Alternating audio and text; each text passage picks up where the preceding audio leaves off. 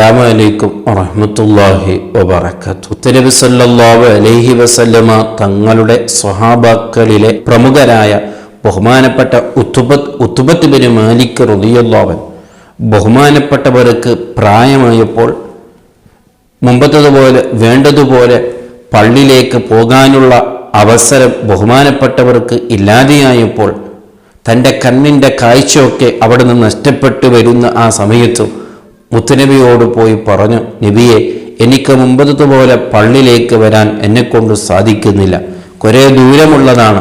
എന്നു മാത്രമല്ല, എനിക്കിപ്പോൾ അങ്ങനെയൊരു ആരോഗ്യം കൂടുതൽ ഇല്ല നബിയെ.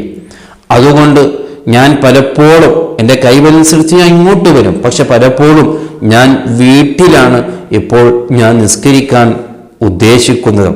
അതുകൊണ്ട് ഓ നബിയെ, ഒരിക്കൽ എൻ്റെ വീട്ടിലേക്ക് വന്നു, ഒരു വീട്ടിൽ ഒരു സ്ഥലം എനിക്ക് ഇബാദത്ത് ചെയ്യാൻ വേണ്ടി അവിടെ നിന്ന് ഉദ്ഘാടനം ചെയ്തു തരണം.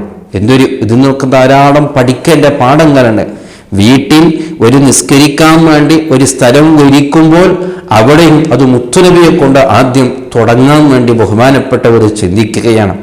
അങ്ങനെ മുത്തുനബി സല്ലല്ലാഹു അലൈഹി വസല്ലമ തങ്ങൾ പറഞ്ഞു, ഇൻഷാ അല്ലാഹ് ഞാൻ അവിടുത്തെ വീട്ടിലേക്ക് ഒരു ദിവസം വരാം, നിങ്ങൾ പറഞ്ഞതുപോലെ ചെയ്യാം എന്ന് പറഞ്ഞു.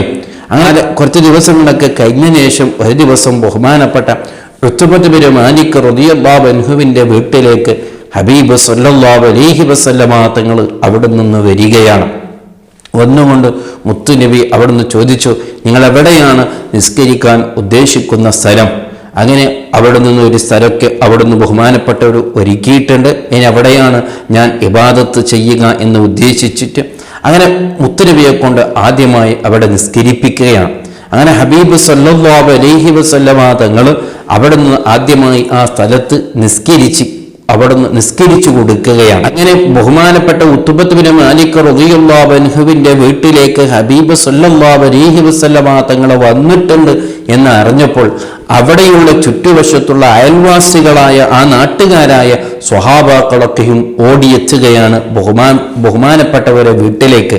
ആരോടും അറിയിച്ചില്ലായിരുന്നു, പക്ഷെ ഓരോരാളിങ്ങനെ അറിഞ്ഞുകൊണ്ട് ആൾക്കാരൊക്കെയും കൂടുതൽ ആൾക്കാർ മുത്തുനബിയെ കാണാൻ വേണ്ടി ആ വീട്ടിലേക്ക് എത്തുകയാണ്.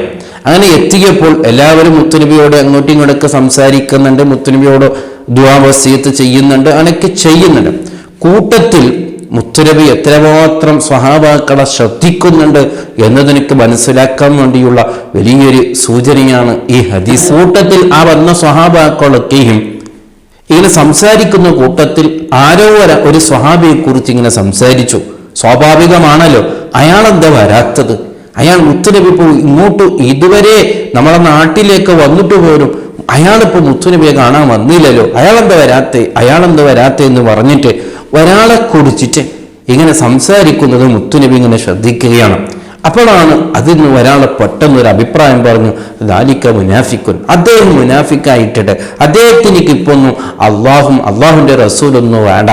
വളരെ ശ്രദ്ധേയമായ ചിന്തിക്കേണ്ട ഒരു വിഷയമാണ്. പലപ്പോഴും നമ്മൾ ഒന്നിൻ്റെ നിജസ്ഥിതി യഥാർത്ഥം എന്താണെന്ന് അറിയാതെ പലപ്പോഴും നമ്മുടെ നാവ് തോന്നിയത് നാം പറയുന്നൊരു സ്വഭാവമുണ്ട്. ഒരിക്കലും അങ്ങനെ പറഞ്ഞു പോകരുത്. ഒരാൾ ഒരു സദസ്സിലേക്ക് എത്തിയിട്ടില്ലെങ്കിൽ, ഒരു വിളിച്ച സ്ഥലത്ത് ഒരാൾക്ക് വരാൻ സാധിച്ചിട്ടില്ലെങ്കിൽ അപ്പം തന്നെ അതിനെക്കുറിച്ചിട്ട് ആ സമയത്ത് തന്നെ അതിനെക്കുറിച്ച് നാം തെറ്റിദ്ധരിക്കുകയല്ല വേണ്ടത്. എന്തെങ്കിലും ഉണ്ടാകുമെന്ന് നാം ചിന്തിക്കണം.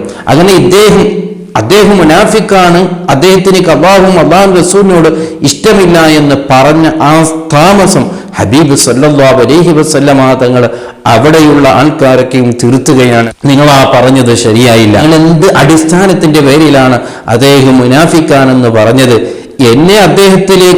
എന്നെ കാണാൻ വേണ്ടി അദ്ദേഹത്തിലേക്ക് വരാതിരിക്കാൻ എന്തെങ്കിലും കാരണമുണ്ടാകും. അതെന്തെങ്കിലും നിങ്ങൾ അന്വേഷിച്ചിട്ടുണ്ടോ? ഇല്ലല്ലോ. ഇല്ലാത്ത കാലത്തോളം അദ്ദേഹത്തിനെ കുറിച്ച് നിങ്ങൾ തെറ്റിദ്ധരിക്കരുതേ.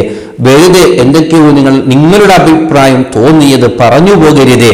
അദ്ദേഹം ഏതായാലും എന്നെ വിശ്വസിക്കുന്ന ആളാണല്ലോ, അല്ലാഹുവിനെ വിശ്വസിക്കുന്ന ആളാണല്ലോ, അത് തന്നെ മതി അയാൾക്കും എൻ്റെ പൊരുത്തം അള്ളാഹുവിൻ്റെ പൊരുത്തൊക്കെ കിട്ടാൻ. എന്നെ ഇപ്പോൾ കാണാൻ അയാൾക്ക് എന്തെങ്കിലും സൗകര്യം ഇല്ലാതെ ഇരിക്കാം, അതുകൊണ്ടായിരിക്കാം ഇങ്ങോട്ട് വരാത്തത്. ചിലപ്പോൾ ഞാൻ വന്നത് തന്നെ അദ്ദേഹത്തിന് അറിയണമെന്നില്ലല്ലോ എന്ന് ഹബീബ് സല്ലല്ലാഹു അലൈഹി വസല്ലമ തങ്ങൾ അവിടെ നിന്ന് വളരെ ഗൗരവത്തോടു കൂടെ സ്വഹാബാക്കളെ തിരുത്തുകയാണ്. ഇത് എന്താണ് ഈ സംഭവത്തെ നമ്മെ ഓർമ്മപ്പെടുത്തുന്നത്? പല വിഷയങ്ങൾ ഇത് നാം പഠിക്കാനുണ്ട്. വളരെ പ്രധാനപ്പെട്ട ഒരു വിഷയമാണ്. ഒരു വിഷയത്തിൻ്റെ നിജസ്ഥിതി യഥാർത്ഥം എന്താണെന്ന് മനസ്സിലാക്കാതെ ഒരിക്കലോടും നാം ആരെയും തെറ്റിദ്ധരിക്കരുത്. അയാൾ അങ്ങനെയാണ്, ഇയാൾ ഇങ്ങനെയാണ്, അയാൾ അതുകൊണ്ട് വരാത്തതാണ്, അയാൾ ഇതുകൊണ്ട് വരാത്തത് ഒന്നും പറയരുത്. നമ്മൾക്ക് വരാൻ അല്ലാഹു തൗഫീക്ക് നൽകിയിട്ടുണ്ടോ, നമ്മൾ എത്തുക. അതാണ് നാം ചിന്തിക്കേണ്ടതെന്ന് വളരെ ഗൗരവത്തോടു കൂടെ മനസ്സിലാക്കേണ്ട ഒരു വിഷയമാണ്. പലപ്പോഴും അങ്ങനെ സ്വഭാവം നമുക്കുണ്ട്. നമ്മളാൽ തോന്നിയ അഭിപ്രായങ്ങൾ പറയാൻ, അല്ലാഹു ദേഷ്യപ്പെടാൻ അതൊക്കെയും കാരണമാകുന്നുണ്ട് എന്ന് ഗൗരവത്തോടു കൂടെ മനസ്സിലാക്കണം. അല്ലാഹു സുബ്ഹാനഹു വ തആല നല്ല ഈമാൻ നൽകി അല്ലാഹു നമ്മെ അനുഗ്രഹിക്കട്ടെ. അസ്സലാമു അലൈക്കും വറഹ്മത്തുള്ളാഹി വബറകാതുഹു.